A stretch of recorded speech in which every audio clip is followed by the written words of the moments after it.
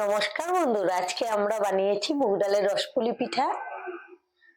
এবার আমি উপর থেকে শিরাটা দিয়ে দেব। আর দেখুন রসপুলি গুলো দেখতে কতটা লোভনীয় হয়েছে। এভাবে আপনারা বাড়িতে বানিয়ে দেখতে পারেন, আশা করছি আপনাদের ভীষণ ভালো লাগবে। আর আমি একটা ভেঙে দেখিয়ে দিচ্ছি। এই যে দেখুন ভেতর থেকে কতটা রস ঢুকেছে, একদম সফট মোলায়েম, মুখে দিলেই মিলিয়ে যাবে। তাহলে চলুন দেখে নিই আজকের রেসিপি। সবার প্রথমে গ্যাসে একটা কড়াই বসিয়েছি। কড়াইটা মোটামুটি গরম করে এবার দিয়ে দেব হাফ বাটি মুগ ডাল। এবার ডালগুলোকে নেড়ে চেড়ে মিডিয়াম করে ভেজে নেব। 3-4 মিনিটের মতো ডালগুলোকে ভেজে নিয়েছি, কালারটাও কিন্তু চেঞ্জ হয়ে গেছে। এখন একটা থালাতে নামিয়ে নেব আর এই ডালগুলোকে ঠান্ডা করে নেব। ডালগুলো মোটামুটি ঠান্ডা হয়ে গেছে। এবার একটা মিক্সিং জারে নিয়ে নেব।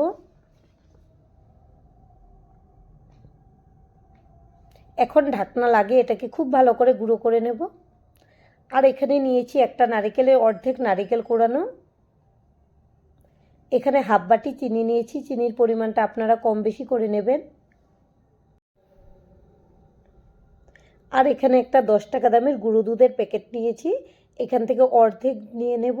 যেহেতু আমি অর্ধেক নারকেল কোড়ানো দিয়েছি সেজন্য আমি গুঁড়ো দুধটাও অর্ধেক দেব। এবার সব কিছু একসঙ্গে খুব ভালো করে মেখে নেব।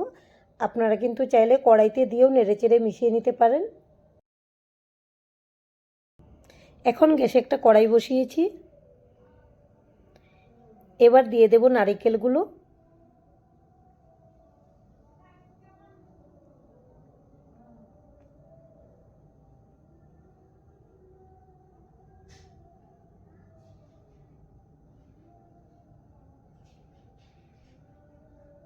গ্যাসের ফ্লেমটা মিডিয়ামে রেখে এভাবে অনবরত নেড়েচেড়ে খুব ভালো করে ভেজে নেব।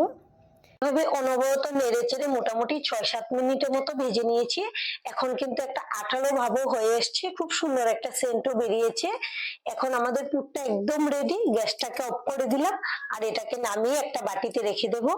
এবার গ্যাসে একটা কড়াই বসিয়েছি আর এখানে নিয়েছি 1 বাটি চিনি, তার সঙ্গে 4টা এলাচ থেতো করে দিয়েছি, দিয়ে দেব কড়াইতে। এই বাটি মেপে 1 বাটি জল দিয়ে দেব। এখন খুব ভালো করে জাল করে নেব। শিরাটাকে মোটামুটি 7-8 মিনিট খুব ভালো করে জাল করে নিয়েছি।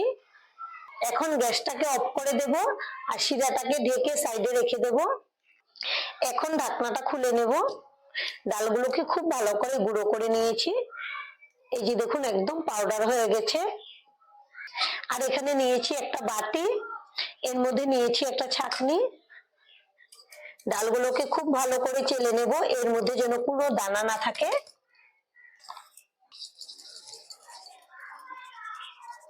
এই যে দানাগুলো বেরিয়েছে, এগুলো দিলে কিন্তু ভালো লাগবে না, সেজন্য এগুলোকে বাদ দিয়ে করে নেব। আর এখানে নিয়েছি 1 বাটি চালের গুঁড়ি, এটা শুকনো চালের গুঁড়ি নিয়েছি, এটাকেও চেলে নেব। যতটুকু ডাল নিয়েছি ঠিক একই মাপের আমি চালের গুঁড়িটাও নিয়েছি, এটাকেও চেলে নিয়েছি। দিয়ে দেব স্বাদ অনুযায়ী লবণ। এখন মিশিয়ে নেব একসঙ্গে। এবার গ্যাসে একটা কড়াই বসিয়েছি, দিয়ে দেব জল। জলটাকে গরম করে নেব। জলটাকে খুব ভালো করে বলক তুলে দিয়েছি। এখন গ্যাসটাকে একদম লোতে করে দেব। এবার আমি অল্প অল্প করে চালের গুঁড়োটা দেব আর মিশিয়ে নেব। অল্প একটু কিন্তু রয়ে গেছে, যতটুকু লাগবে আমি দিয়ে দেব। প্রথমে ভালো করে মিশিয়ে নিচ্ছি, এতটুকু লেগে যাবে, দিয়ে দিচ্ছি। এখন খুব ভালো করে মিশিয়ে নেব। খুব ভালো করে মিশিয়ে নিয়েছি আর গ্যাসের ফ্লেমটা একদম লোতে রেখে দিয়েছি। এখন আমি 1 মিনিটের জন্য ঢেকে দেব, তাহলে খুব ভালো করে চালের গুঁড়ি আর ডালগুলো সেদ্ধ হয়ে যাবে। 1 মিনিট হয়ে গেছে, এখন ঢাকনাটা খুলে নেব। গ্যাসটাকে অফ করে দিয়েছি। এখন ডোটাকে একটা বড় বাটিতে নামিয়ে নেব। যতক্ষণে ডোটা ঠান্ডা হবে আমি খিরসাগুলোকে বানিয়ে নেব। আমি এতটুকু নিয়ে নিয়েছি। প্রথমে হাত দিয়ে এভাবে একটু লম্বা করে নিয়েছি, এবার 2 হাত লাগিয়ে এরকম করে আমি খিরসাগুলো বানিয়ে নেব সবগুলো। আর এদিকে ডোটা মিডিয়াম ঠান্ডা হয়ে গেছে, এখন খুব ভালো করে মেখে নেব। আর ডোটা কিন্তু খুব ভালো করে সেদ্ধ হয়ে গেছে, এই যে দেখুন খুব সফট হয়েছে। এখানে কিন্তু আটা ময়দা কিছুই লাগবে না, একদম পারফেক্ট ডো হয়েছে। মাখানোর পরে হাতেও কিন্তু একটুকু লাগছে না। খুব ভালো করে মেখে নিয়েছি, এখন হাতটা ধুয়ে নেব। এবার শেপ দেব, তার জন্য 2 হাতে আমি সাদা তেল লাগিয়ে নিচ্ছি।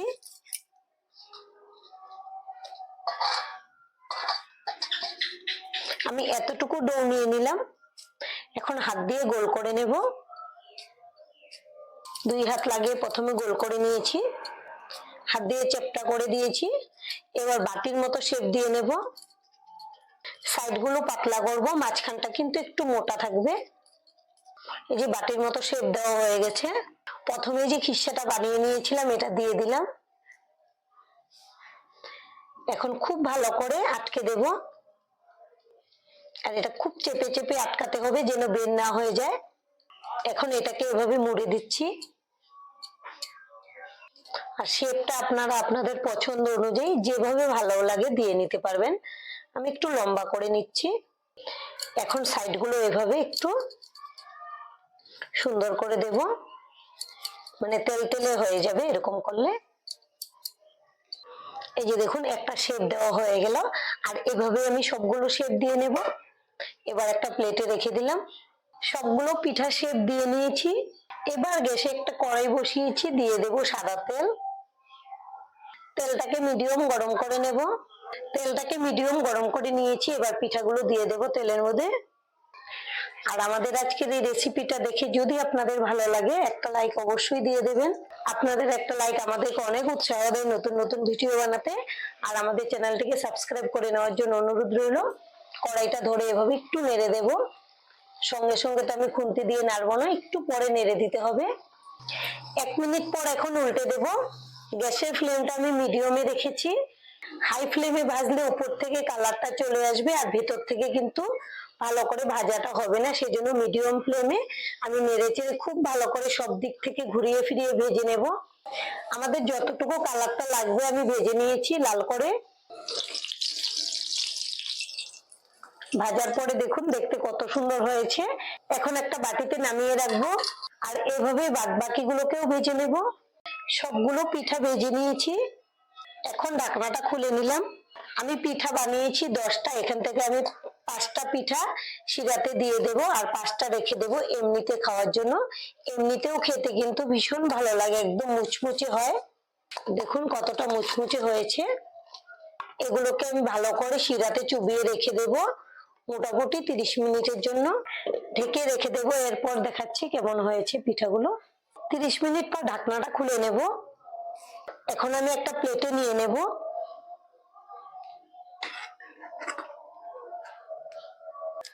আমি একটা একটা করে সবগুলো প্লেটে নামিয়ে নিলাম। উপর থেকে শিরাটা দিয়ে দেব। এভাবে আপনারা এই পিঠাগুলো বানিয়ে খাবেন, খেতে কিন্তু দারুণ লাগে। আর কতটা সফট তুলতুলে হয়েছে আপনারা দেখলেই বুঝতে পারবেন। এই যে দেখুন, এখন একটা ছুরি দিয়ে আমি কেটে দেখাবো ভেতরটা কিরকম হয়েছে।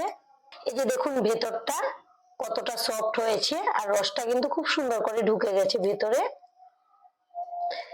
একদম নরম তুলতুলে। এভাবে আপনারা এই পিঠাগুলো বানিয়ে খাবেন, খেতে কিন্তু দারুণ হয়। আর আজকের ভিডিও এখানেই শেষ করব। সবাই ভালো থাকবেন, সুস্থ থাকবেন, ধন্যবাদ।